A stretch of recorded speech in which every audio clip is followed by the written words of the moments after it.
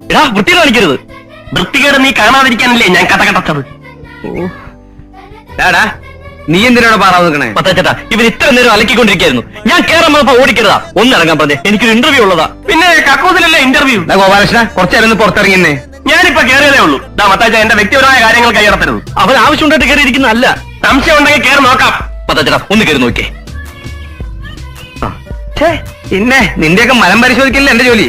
ഓടെ ചക്ക അവിടുന്ന്.